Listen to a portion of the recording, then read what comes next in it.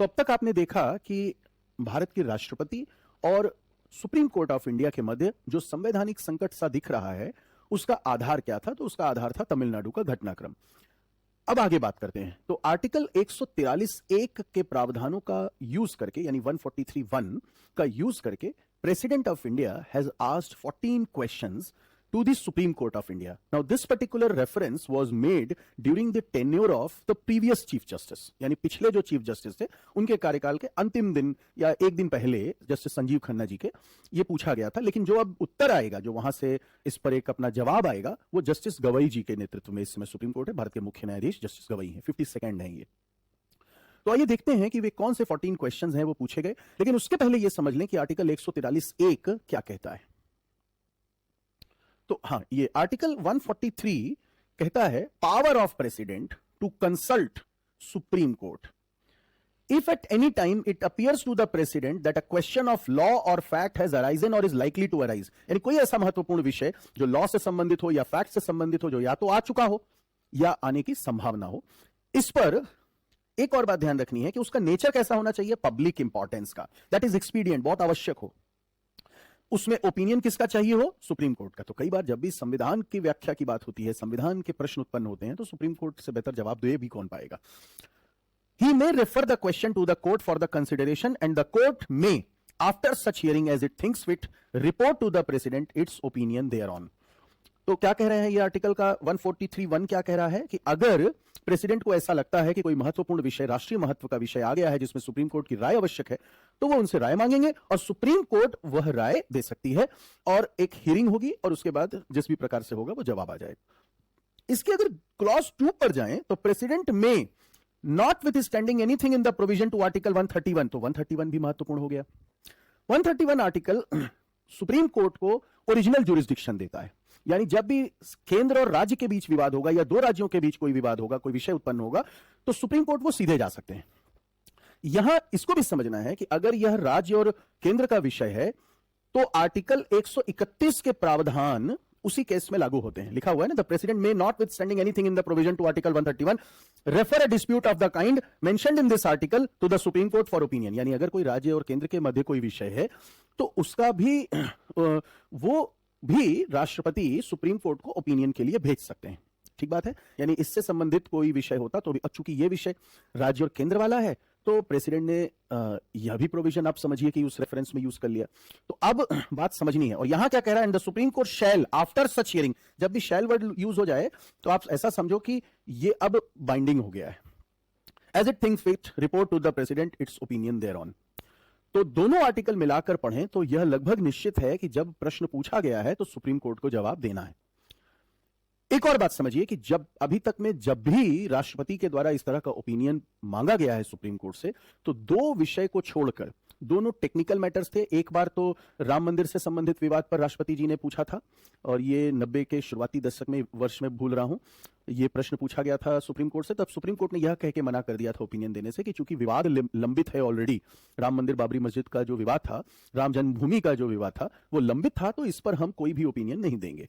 और एक विषय और था जो जब तक सुप्रीम कोर्ट से डिसीजन आता तब तक वो विषय ऑलरेडी सॉर्ट आउट हो चुका था, इसलिए सुप्रीम कोर्ट ने अपनी तरफ से कोई ओपिनियन नहीं दिया।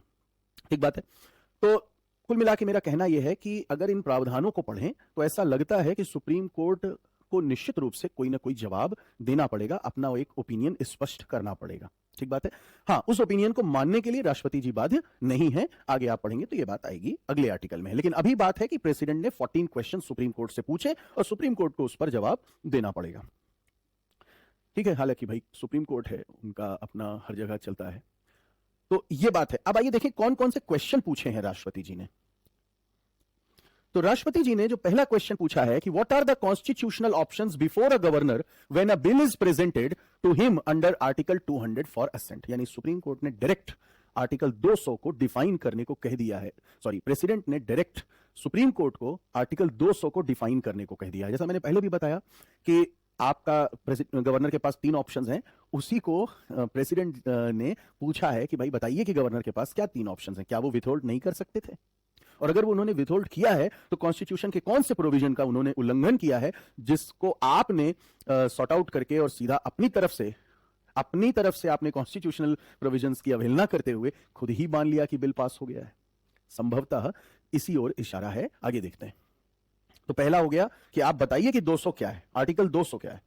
फिर से देखिए, is the governor bound by the aid and advice tendered by the council of ministers. तो क्या गवर्नर को कोई बाउंड किया गया है संविधान में? ना 200 को पढ़ने से ऐसा लग रहा है कि गवर्नर पूरी तरह से बाउंड है, ना 201 में बाउंड है। 201 में तो प्रेसिडेंट के पास चला जाता है, प्रेसिडेंट क्या करेगा उसके बारे में बताया है। तो इस पर भी क्वेश्चन है। हाँ, ये बात सही है, एक लोकतांत्रिक व्यवस्था में इलेक्टेड गवर्नमेंट ही सर्वशक्तिमान होती है, लेकिन ठीक बात है, आपके पास शक्तियां हैं, आपको जनता ने चुना है, आपका ही मत माना जाएगा। लेकिन यदि कोई ऐसा प्रावधान हो जो कि राष्ट्रहित के विरुद्ध हो या कोई केंद्रीय व्यवस्था के विरुद्ध हो, तो वहां निश्चित रूप से आपके ऊपर चेक लगाने का काम गवर्नर करेगा।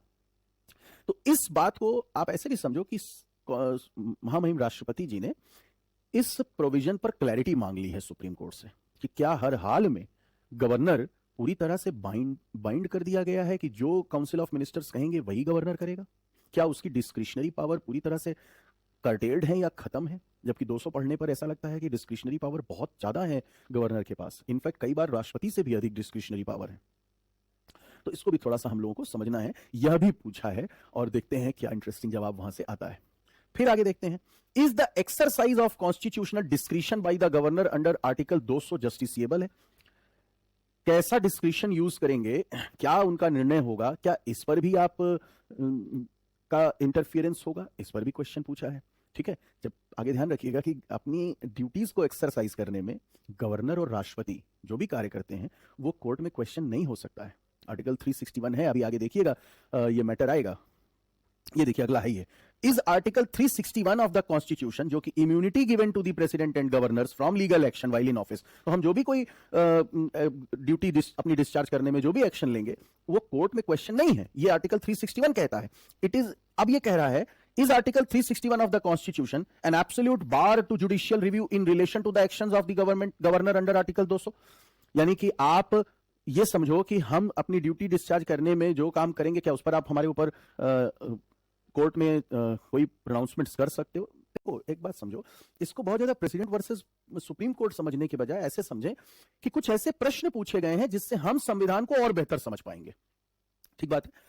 तो कहां तक आर्टिकल 361 इम्यूनिटी प्रदान करता है, कहां तक डिस्क्रिशनरी पावर 200 में है, कहां तक काउंसिल ऑफ मिनिस्टर्स की एड एंड एडवाइस से गवर्नर बाइंड किया जा सकता है, इन सब को निश्चित रूप से जब वहां से उत्तर आएगा तो क्लैरिटी हम सबके लिए बनेगी और हम सब अपने संविधान को और बेहतर तरीके से समझ पाएंगे। आगे देखते हैं। तो ये 4 प्रश्न है यहां पर, एक 200 से रिलेटेड है, बाकी उसी से है, और अंत में फिर 361 की बात है। ठीक है, एक बार अगर मैं यहां पर 361 भी देख लूं तो क्या कह रहा है, protection of president and governors and Rajpramukh. पूरा पढ़ लीजिए, द प्रेसिडेंट और the governor of a state shall not be answerable to any court for the exercise and performance of the powers and duties of his office for any act done or purporting to be done by him in the exercise and performance of these powers and duties। यानी आप governor और president को court को answerable नहीं बनाए हो संविधान में, ये प्रावधान 361 का है। इस पर क्लैरिटी मांगा है महामहिम राष्ट्रपति जी ने कि क्या हम कोर्ट को आंसरेबल हो जाएंगे। तो इसको फिर डिफाइन कर दीजिए आर्टिकल 361 को। फिर क्या कह रहा है, provided that the conduct of the president may be brought under review by any court, tribunal or body appointed or designated by either house of parliament for the investigation of a charge under article 61। तो article 61 के अंतर्गत अगर कोई charge लग गया, कोई आरोप दूसरा लग गया, वो बात ठीक है, पर ड्यूटीज डिस्चार्ज करने में आपने दिया है इम्यूनिटी।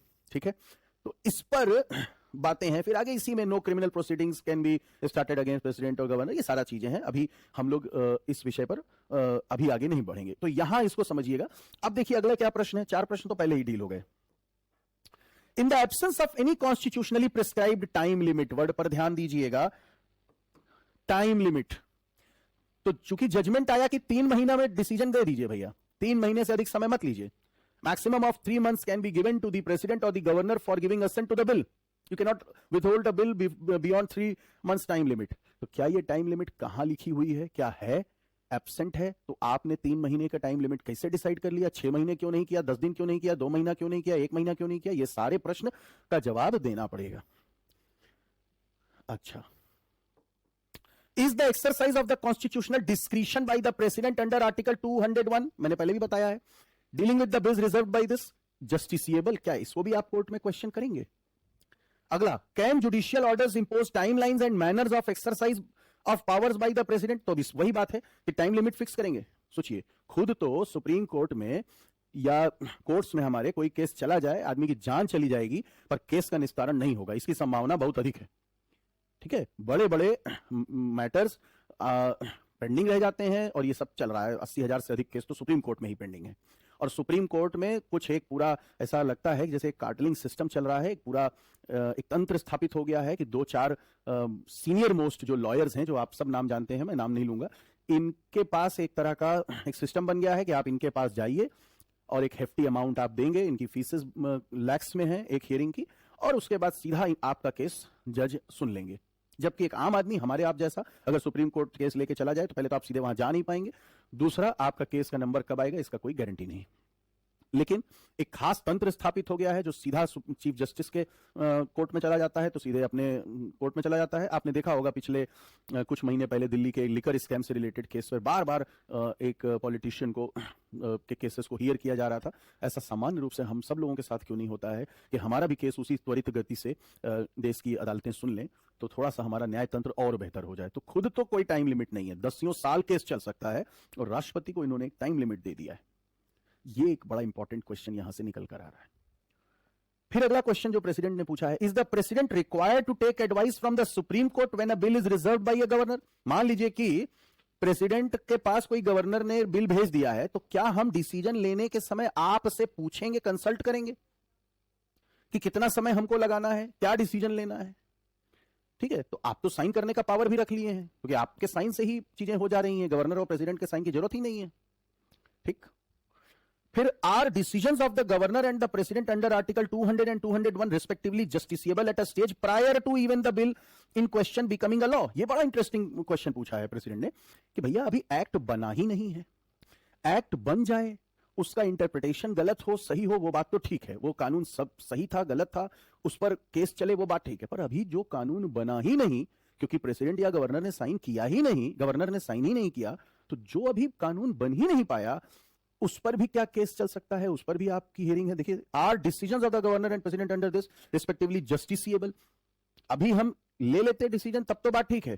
तो is it permissible for the courts to undertake judicial adjudication over the contents of a bill in any manner before it becomes a law? तो आप उसके कंटेंट पर डिसीजन ले रहे हो, पता नहीं वो किस तरह का बिल था, जैसे मैंने पहले भी बताया, कभी कभी ऐसा भी हो सकता है कोई ऐसा विधानसभा कोई बिल पास कर सकती है, कल्पना करिए कि आज से फला राज्य भारत का पार्ट नहीं, ठीक है, रशिया का एक प्रोविंस था क्रीमिया, वहां की विधानसभा या कह लीजिए लेजिस्लेटिव जो असेंबली है, उसने एक रेजोल्यूशन पास किया कि आज से हम रशिया के पार्ट नहीं है, और रशियन फोर्सेस उसी समय कोऑर्डिनेटेड थी, वहां पहुंच गई, ब्लैक सी में थी, और आज क्रीमिया कंट्रोल में है रशिया के। कल्पना करिए कोई एक ऐसा घटनाक्रम हो जाए, तो आप क्या कहेंगे कि पीपल की विल थी और वो अलग हो गए? तो भाई आपके हिसाब से तो गवर्नर की पावर ही कर्टेल्ड है। मैं एक्सट्रीम में ले जा रहा हूं बात को, लेकिन एक सिचुएशन ये बन सकती है ना, तो इसीलिए तो गवर्नर के पास शक्ति दी गई। खैर आगे देखते हैं। यहां कुल मिला के बात क्या कही जा रही है कि बिना उसका लॉ बने आप उसके कंटेंट पर डिसीजन ले रहे हो, तो कंटेंट तो हम समझेंगे ना, तब तो साइन करेंगे। आगे देखते हैं।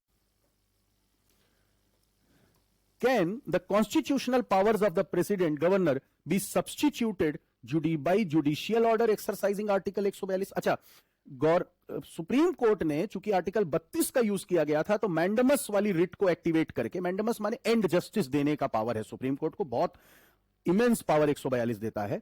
क्या वो राष्ट्रपति और गवर्नर पर भी लागू होगी? जबकि कुछ एक प्रीवियस डिसीजन, एक केस चला है, मैं नाम भूल रहा हूं, जिसमें शायद एसपी गुप्ता वर्सेस कोई सरकार था, उसमें ये बात कही गई है कि देखिए ये जो मैंडमस का रिट है वो राष्ट्रपति और गवर्नर इनके ऊपर लागू नहीं हो रहा है, लेकिन यहां पर मैंडमस का रिट राष्ट्रपति पर भी लागू कर दिया गया है। यह भी बहुत इंपॉर्टेंट बात है कि क्या 142 के प्रावधान राष्ट्रपति को भी आप आदेश दे रहे हैं? ठीक, तो यह बात है। Can the constitutional powers of the president, ये कॉन्स्टिट्यूशनल पावर है प्रेसिडेंट की कि वो साइन करें, विदहोल्ड करें, गवर्नर को वापस भेजें, आपने उसको भी अपने पास रख लिया है। फिर is a law made by the state legislature a law in force without the assent of the governor? आपने कह दिया कि हाँ हाँ मान लिया गया, deem to be assent, governor का साइन नहीं है, क्या वो माना जाएगा? क्या उसको माना जा सकता है? Is it not mandatory for a Supreme Court bench to examine if a case involves substantial questions of law regarding interpretation of the Constitution? Refer the case to a bench of minimum 5 judges. आप जब भी, अभी आगे इस पर भी बात हो जाएगी, आप 145 आर्टिकल पढ़िएगा तो उसमें यह है कि अगर कोई ऐसा मैटर आ रहा है जिसमें कि कॉन्स्टिट्यूशन का एक तरह का इंटरप्रिटेशन करने की बात हो, तो कम से कम कॉन्स्टिट्यूशनल बेंच तो बैठा है, 5 जज तो बैठा है। ये तो 2 जजेस की बेंच ने इतने इस विषय पर जो कि सेंटर और स्टेट के बीच में पावर्स को रीडिफाइन कर रहा हो, उसमें 2 जजेस की बेंच ने डिसीजन दे दिया। आप कह सकते थे कि ठीक है भाई, ऐसा विषय है जिसपे एक बड़ी बेंच की आवश्यकता है। ये भी एक इंपॉर्टेंट बात प्रेसिडेंट ने अपने रेफरेंस में उठाई है। फिर is article 142 limited to matters of procedural law? Does it extend to issue direction contrary to inconsistent with existing substantive और proceeding provisions of the constitution? वही बात है जो मैंने पहले बताया कि क्या 142 जो है वो कोई प्रोसीजरल इशू पर है कि आप सीधे सीधे कॉन्स्टिट्यूशनल पावर्स को भी अपने हिसाब से मैनेज कर सकते हैं? Is there a bar on the Supreme Court from deciding between the centre and state other than by way of filing and original suit under article 131? कहने का मतलब कि जो सेंटर और स्टेट का विवाद है वो आर्टिकल 131 में जाना चाहिए था। तो आप इसको बताइए कि क्या कोई आर्टिकल 32 में क्यों गया है? या तो भाई इसमें कोई बार लगा था कि भाई is there a bar on the Supreme Court, क्या इस पर कोई है बार की नहीं है? तो सुप्रीम कोर्ट से एक क्वेश्चन पूछा गया, कॉन्स्टिट्यूशनल ह्यूमिलिटी में पूछा गया कि ये 131 में क्यों नहीं आया? तो 131 के प्रावधान आपको ओरिजिनल जुरिस्डिक्शन देते हैं, 32 में ये गया है, तो कौन सा फंडामेंटल राइट्स की अवहेलना हो रही है और ये क्यों आपने 32 में गए हुए एक्ट पर डिसीजन लिया है? तो these are some of the substantial issues जो कि प्रेसिडेंट ने रेस किए हैं। अब जब तक इस पर प्रॉपर जजमेंट नहीं आ जाता, हालांकि देखिए ये क्वेश्चंस अलग हैं और जो सुप्रीम कोर्ट ने जजमेंट दे दिया है वो एक अलग इशू है, ठीक बात है। तो 8 अप्रैल को एक जजमेंट आ गया है और उस पर वो मैटर सॉल्व हो गया, लेकिन जो आगे इस जजमेंट के बाद क्वेश्चंस अराइज हो गए उसको एड्रेस करने के लिए प्रेसिडेंट ने दोबारा से एक क्वेश्चन की लिस्ट भेज दी है और निश्चित रूप से इस समस्या का भी समाधान भारत के संविधान के अकॉर्डिंग हो जाएगा।